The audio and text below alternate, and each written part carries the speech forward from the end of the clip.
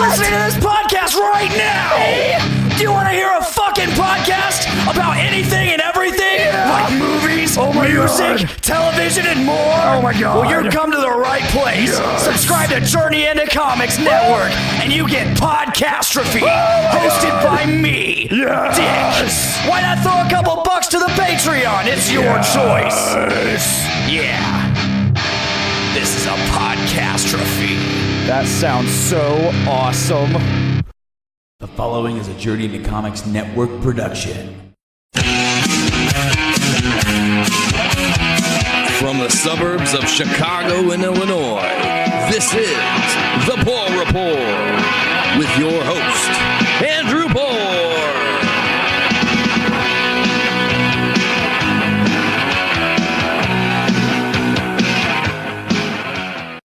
Welcome back, ladies and gentlemen. It kind of feels like I just talked to you, but that's the nature of this episode here today, which I'm doing 2 episodes in one day. I know I'm a crazy person, and this episode will either be 38 or 39, so you either know there's an episode coming or you've already listened to my news show. So let's kind of just jump right in.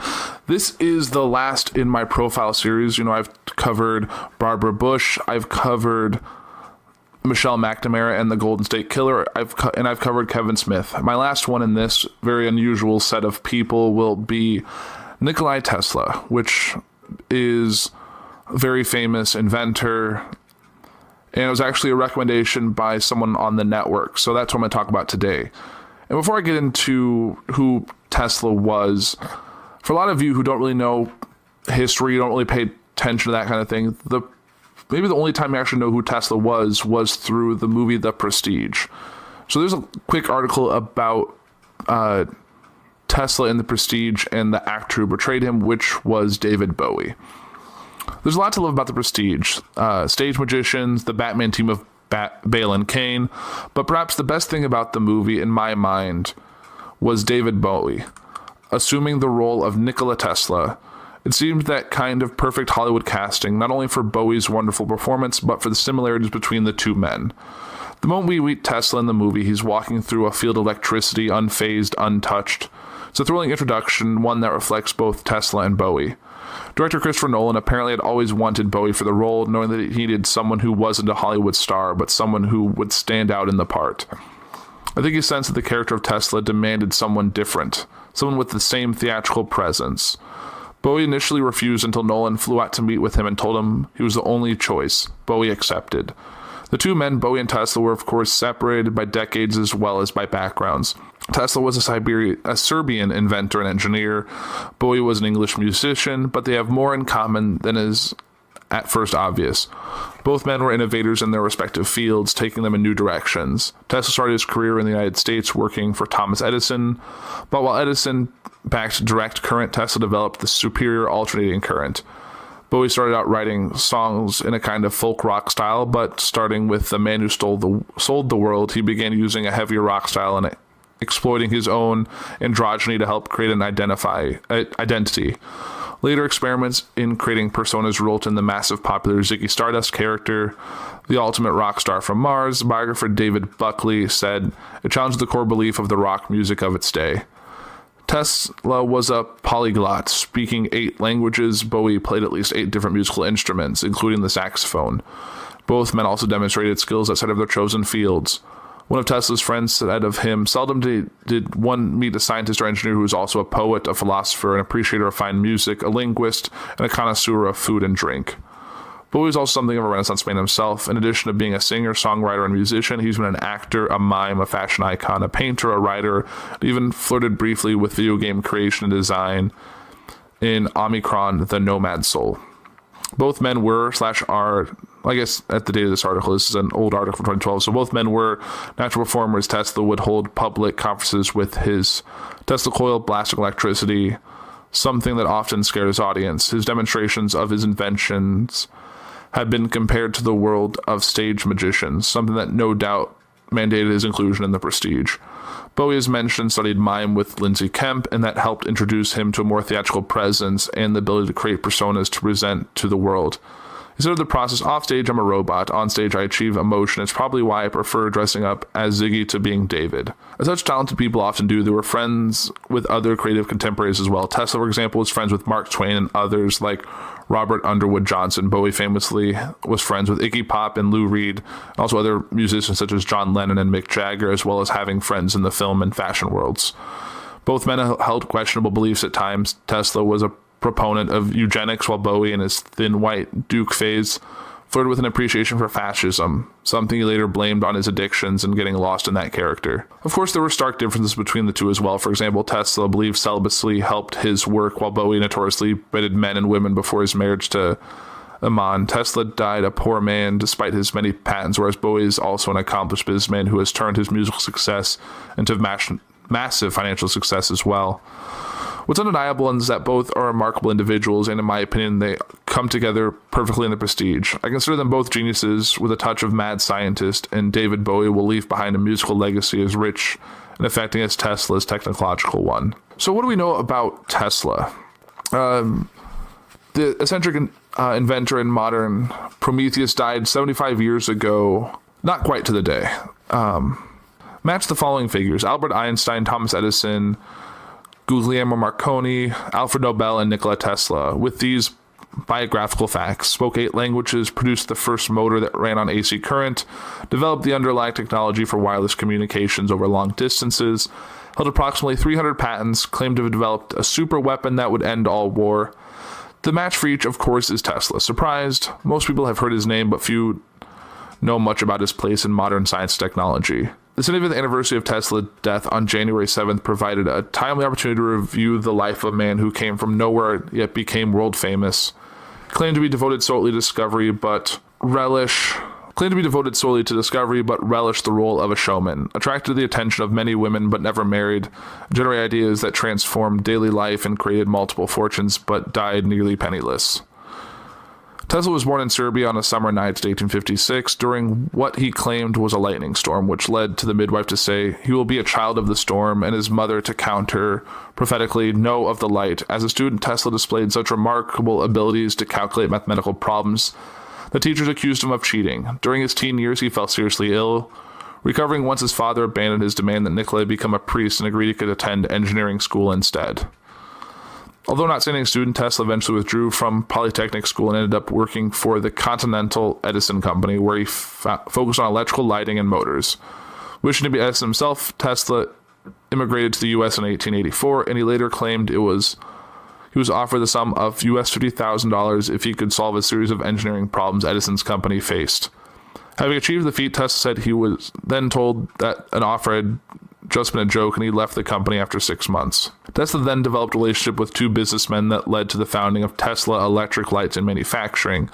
He filed a number of electrical patents, which he assigned to the company, which his partners decided that they wanted to focus strictly on supplying electricity. They took the company's electrical property and founded another firm, leaving Tesla with nothing. Tesla reported that he then worked as a ditch digger for $2 a day, tortured by the sense that his great talent and education were going to waste. Success as an inventor. In 1887, Tesla met 2 investors who agreed to back the formation of the Tesla Electric Company. He set up a laboratory in Manhattan where he developed the alternating current induction motor, which solved a number of technical problems that had bedeviled other designs. When Tesla demonstrated his device at an engineering meeting, the Westinghouse Company made arrangements to license the technology, providing an upfront payment and royalties on each horsepower generated. The so-called War of Currents was raging in the late 1880s. Thomas Edison promoted direct current, asserting that it was safer than AC. George Westinghouse backed AC since it could transmit power over long distances. Because the two were undercutting each other's prices, Westinghouse lacked capital. He explains the difficulty and asked Tesla to sell his patent to him for a single lump sum, to which Tesla agreed, foregoing what would have been a vast fortune had he held on to them. With the World's Columbia Exposition of 1893 looming in Chicago, Westinghouse asked Tesla to help supply power. They'd have a huge platform for demonstrating the merits of AC. Tesla helped the fair illuminate more light bulbs than could be found in the entire city of Chicago, and wowed audiences with a variety of wonders, including electric light that required no wires. Later, Tesla also helped Westinghouse win a contract to generate electrical power at Niagara Falls, helping to build the first large-scale AC power plant in the world. There were challenges along the way. Tesla encountered many obstacles. In 1895, his Manhattan laboratory was devastated by a fire, which destroyed his notes and prototypes. At Madison Square Garden, in 1898, he demonstrated wireless control of a boat, a stunt that many branded a hoax. Soon after, he turned his attention to the wireless transmission of electric power. He knew that his system could not only distribute electricity around the globe, but also provided for worldwide wireless communication. Seeking to test ideas, Tesla built a laboratory in Colorado Springs. There he once drew so much power that he caused a regional power outage. He also detected signals that he claimed emanated from an extraterrestrial source. In 1901, Tesla persuaded J.P. Morgan to invest in the construction of a tower on Long Island that he believed would vindicate his plans to electrify the world, yet Tesla's dream did not materialize, and Morgan soon withdrew funding. In 1909, Marconi received the Nobel Prize for the development of a radio. In 1915, Tesla unsuccessfully sued Marconi, claiming infringement on his patents. That same year, it was rumored that Edison and Tesla would share the Nobel Prize, but it didn't happen. Unsubstantial speculation suggested their mutual animosity was the cause. However, Tesla did receive numerous honors and awards over his life, including, ironically, the American Institute of Electrical Engineers Edison Medal. Tesla was a remarkable person. He said that he had a photographic memory, which helped him memorize whole books and speak 8 languages. He also claimed that many of his best ideas came to him in a flash, and that he saw detailed pictures of many of his inventions in his mind before he ever set about constructing prototypes. As a result, he didn't initially prepare drawings and plans for many of his devices. The 6'2" Tesla had a dashing figure and was popular with women. Though he never married, claiming that his celibacy played an important role in his creativity. Perhaps because of his nearly fatal illness as a teenager, he feared germs and practiced very strict hygiene, likely a barrier to the development of interpersonal relationships. He also exhibited unusual phobias, such as aversion to pearls, which led him to refuse to speak to any woman wearing them. Tesla held that his greatest ideas came to him in solitude, yet he was no hermit. Socializing with many of his famous people of his day, an elegant dinner party he hosted, Mark Twain frequented his laboratory and promoted some of his inventions. Tesla enjoyed a reputation as not only a great engineer and inventor, but also a philosopher, poet, and connoisseur.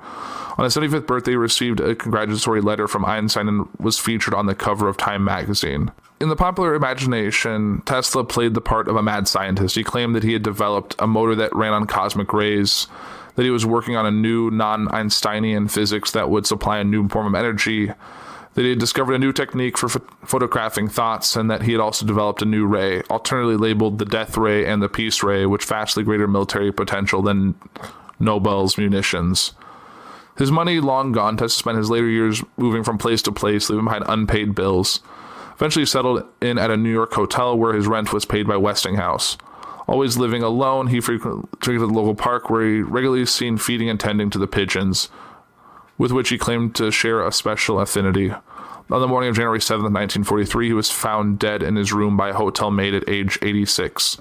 Today, the name Tesla is still very much in circulation. The airport in Belgrade bears his name, as does the world's best-known electric car. And then magnetic field strength of MRI scanners is measured in Teslas. Tesla was a real-life Prometheus, the mythical Greek titan who raided heaven to bring fire to mankind. Yet in punishment was chained to a rock where each day an eagle ate his liver. Tesla scaled great heights and to bring lightning down to earth, yet his rare cast of mind and uncommon habits eventually led to his downfall, leaving him nearly penniless and alone. The rise and fall of Nikola Tesla and his tower is just a further elaboration from the previous article. The inventor's vision of global wireless transmission tower proved to be his undoing. By the end of his brilliance and tortured life, the Serbian physicist, engineer, and inventor Nikola Tesla was penniless and living in a small New York City hotel room. He spent days in a park surrounded by the creatures that mattered most to him, pigeons, and sleepless nights working over mathematical equations and scientific problems in his head. That habit would confound scientists and scholars for decades after he died in 1943. His inventions were designed and perfected in his imagination. Tesla believed his mind to be without equal, and he wasn't above chiding his contemporaries such as Thomas Edison, who once hired him. If Edison had a needle to find in a haystack, Tesla once wrote, he would proceed at once with the diligence of the bee to examine straw after straw until he found the object of his search. I was sorry to witness of such doing that a little theory and calculation would have saved him 90% of his labor. But what his contemporaries may have been lacking in scientific talent, by Tesla's estimation, Men like Edison and George Westinghouse clearly possessed the one trait that Tesla did not, a mind for business. And in the last days of America's Gilded Age, Nikola Tesla made a dramatic attempt to change the future of communication and power transmission around the world. He managed to convince J.P. Morgan that he was on the verge of a breakthrough, and the financier gave Tesla more than $150,000 to fund what would become a gigantic, futuristic, and startling tower in the middle of Long Island, New York. In 1898, as Tesla's plans to create a worldwide wireless transmission system became known, Wardenclyffe Tower would be Tesla's last chance to claim the recognition and wealth that had always escaped him. Nikola Tesla was born in modern-day Croatia in 1856. His father, Milutin, was a priest of the Serbian Orthodox Church. From an early age, he demonstrated the obsessiveness that would puzzle and amuse those around him. He could memorize entire books and store logarithmic tables in his brains. He picked up languages easily and could work through days and nights on only a few hours of sleep. At the age of 19, he was studying electrical engineering at Polytechnic Institute at Graz in Austria, where he quickly established himself as a star student. He found himself in an ongoing debate with a professor over perceived design flaws in the direct current motors that were being demonstrated in class. In attacking the problem again, I almost regretted that the struggle was soon to end, Tesla later wrote. I had so much energy to spare when I undertook the task was not with a resolve such as men often make. With me, it was a sacred vow, a question of life and death. I knew that I would perish if I failed. Now I felt the battle was won. Back in the deep recesses of the brain was the solution, but I could not yet get it outward expression. He would spend the next 6 years of his life thinking about electromagnetic fields and hypothetical motor power by alternate current that would and should work. The thoughts obsessed him, and he was unable to focus on his schoolwork. Professor at the university warned Tesla's father that the young scholar working and sleeping habits were killing him. But rather than finish his studies, Tesla became a gambling addict, lost all his tuition money, dropped out of school, and suffered a nervous breakdown. It would not be his last. In 1881, Tesla moved to Budapest after recovering from his breakdown. He was walking through a park with a friend reciting poetry when a vision came to him.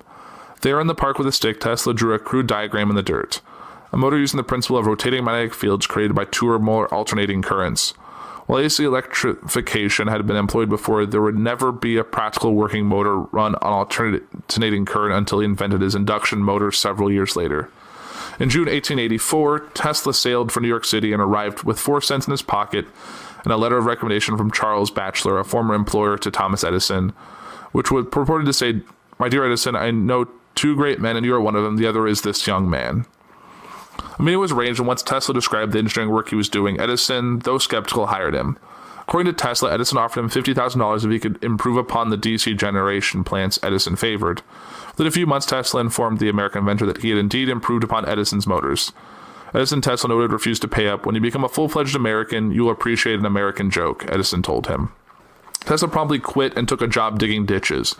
But it wasn't long before word got out of that Tesla's AC motor was worth investing in, and the Western Union Company put Tesla to work in a lab not far from Edison's office, where he designed AC power systems that are still used around the world.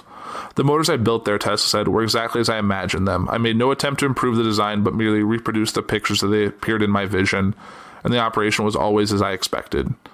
Tesla patented his AC motors and power systems, which were said to be the most valuable invention since the telephone. Soon, George Westinghouse recognized that Tesla's design might just be what he needed in his efforts to unseat Edison's DC current. Licensed his patents for $60,000 in stocks and cash and royalties based on how much electricity Westinghouse could sell. Ultimately, he won the war of the currents, but at steep costs in litigation and competition for both Westinghouse and Edison's General Electric Company. Fearing ruin, Westinghouse begged Tesla for relief from the royalties Westinghouse agreed to.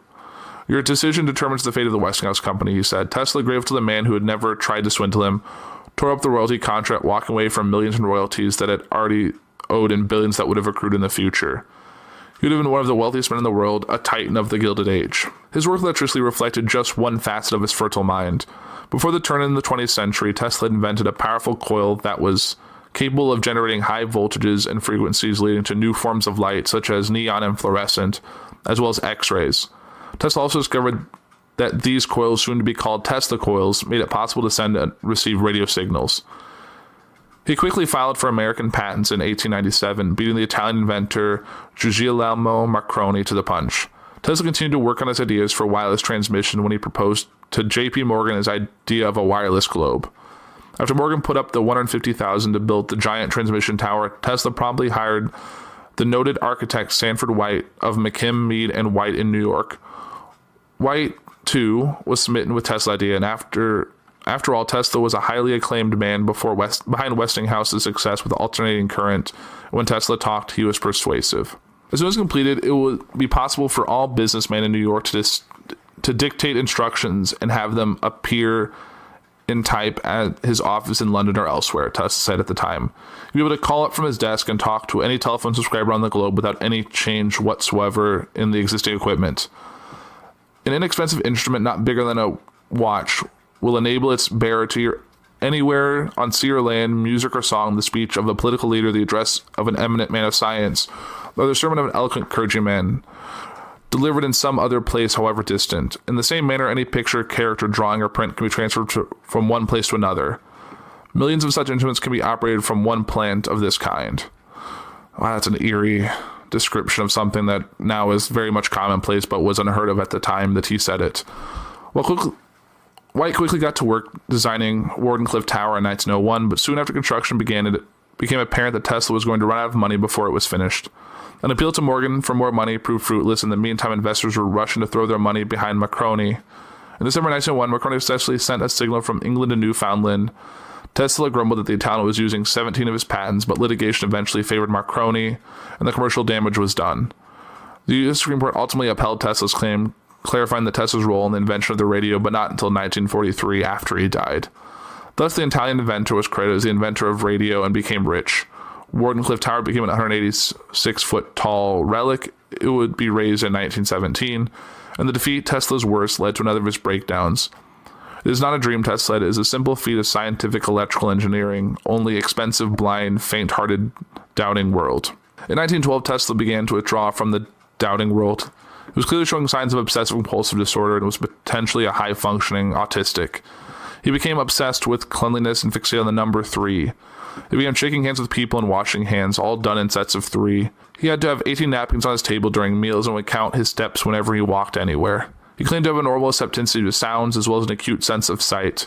And he later wrote that he had a violent aversion against the earrings of women, and the sights of a pearl would almost give me a fit. Near the end of his life, Tesla became fixated on pigeons, especially a specific white female which he claimed to love almost as one would love a human being. One night, Tesla claimed the white pigeon visited him through an open window at his hotel and believed the bird had come to tell him she was dying.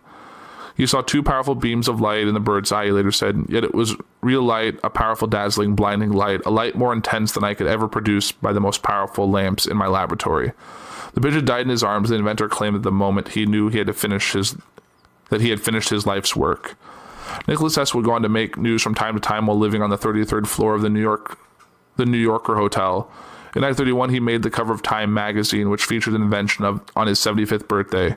In 1934, the New York Times reported that Tesla was working on a death beam, capable of knocking 10,000 enemy airplanes out of the sky. He hoped to fund a prototype defensive weapon in the interest of world peace, but his appeals to J.P. Morgan Jr. and British Prime Minister Neville Chamberlain went nowhere.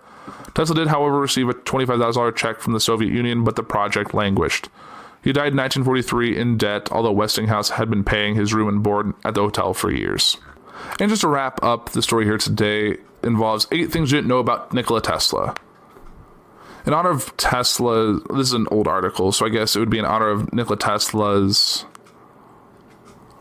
162nd birthday, or a few months past his 160, not quite his 162nd birthday. In honor of his birthday, we've turned to 2 Tesla experts and historians to help us compile a list of interesting facts we probably never knew about the guy. He was born during a lightning storm. Nikola Tesla was born around midnight between July 9th and July 10th, 1856, during a fierce lightning storm. According to family legend, midway through the birth, the midwife wrung her hands and declared the lightning a bad omen. The child was be a child of darkness, she said, to which the mother replied, no, he'll be a child of light. Number 2, he was really funny. Most people don't know that Tesla had a terrific sense of humor. Safer said, for example, after dining with writer and poet Rudyard Kipling, he wrote this in a correspondence to a close friend. My dear Mrs. Johnson, what's the matter with Inkspiller Kipling? He actually dared to invite me to dine in an obscure hotel where I would be sure to get hair and cockroaches in the soup. Yours truly, N. Tesla.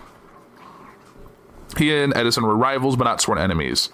Many have characterized Tesla and inventor Thomas Edison as enemies. But Carlson said that his relationship has been misinterpreted early in his career. Tesla worked for Edison designing direct current generators, but famously quit to pursue his own project, the alternating current induction motor. Sure, they were on different sides of the so-called current wars, with Edison pushing for direct current and Tesla for alternating current. But Carlson considers them the Steve Jobs and Bill Gates of their time. One, the brilliant marketer and businessman, and the other, a visionary and tech guy. On a rare occasion, Edison attended conferences where Tesla was speaking. Edison, hard of hearing and not wanting to be spotted, slipped into the back of the auditorium to listen to the lecture, but Tesla spotted Edison in the crowd, called attention to him, and led the audience in giving him a standing ovation. Seifer qualifies it more, saying that two had a love-hate relationship. At first, Edison dismissed Tesla, but came to eventually respect him. When there were fires at Tesla's laboratory, Edison provided him a lab, so clearly there was some mutual respect. Tesla, he developed the idea for smartphone technology in 1901. Tesla may have had a brilliant mind, but he was not as good at reducing his ideas to practice, Carlson said. In the race to develop transatlantic radio, Tesla described to the funder and business partner J.P. Morgan a new means of instant communication that involved gathering stock quotes and telegram messages, funnel them to his laboratory where he could encode them and assign them each a new frequency. That frequency would be broadcast to a device that would fit in your hand, he explained. In other words, Tesla had envisioned the smartphone and wireless internet, Carlson said, adding that of all the ideas, that was the one that had stopped him in his tracks. He was the first to be thinking about the information revolution in the sense of delivering information for each individual user. He also conceived of but never developed technology for radar, X-rays, and particle beam death ray and radio astronomy. Number 5, he shook the poop out of Mark Twain. One famous legend surrounding the eccentric Tesla was that he had an earthquake machine in his Manhattan laboratory that shook his building and nearly brought down the neighborhood during experiments. Tesla's device wasn't actually an earthquake machine, Carl said, but a high-frequency oscillator. A piston set underneath a platform in the laboratory shook violently as it moved. Another experiment in more efficient electricity. It didn't bring the block to ruins, Carlson said, but it did shake the poop out of Mark Twain. Twain was known for having digestive problems, so Tesla, who knew Twain through their gentleman's club, invited him over. He instructed Twain to stand on the platform while he flipped on the oscillator. After about 90 seconds, Twain jumped off the platform and ran for the facilities. Number 6, he had famous friends. People aren't aware that he was close friends with conservationist John Muir. Seifer said Muir, one of the founders of the Sierra Club, loved that Tesla's hydroelectric power system was a clean energy system. It runs on waterfalls, which Tesla referred to as running on the wheelwork of nature. Also among his friends, financiers Henry Clay Frick and Thomas Fortune Ryan, who lived in the Waldorf Astoria at the height of the Gilded Age, Seifer said, adding to the fame later in life lessened. Pearls drove him crazy. Tesla could not stand the sight of pearls to the extent that he refused to speak to women wearing them. When his secretary wore pearls jewelry, he sent her home for the day. No one knows why he had such an aversion, but Tesla had a very particular sense of style and aesthetics, Carlson said, and believed that in order to be successful, one needed to look successful. He wore white gloves to dinner every night and prided himself on being a dapper dresser. Every photograph, Tesla said, is very carefully constructed to capture his good side. He had a photographic memory and fear of germs. Tesla had what's known as a photographic memory. He was known to memorize books and images and stockpile visions for inventions in his head. He also had a powerful imagination and the ability to visualize in 3 dimensions, which he refused to control the terrifying, vivid nightmares he suffered from as a child. It's in part what makes him such a mystical and eccentric character in popular culture, Carlson said.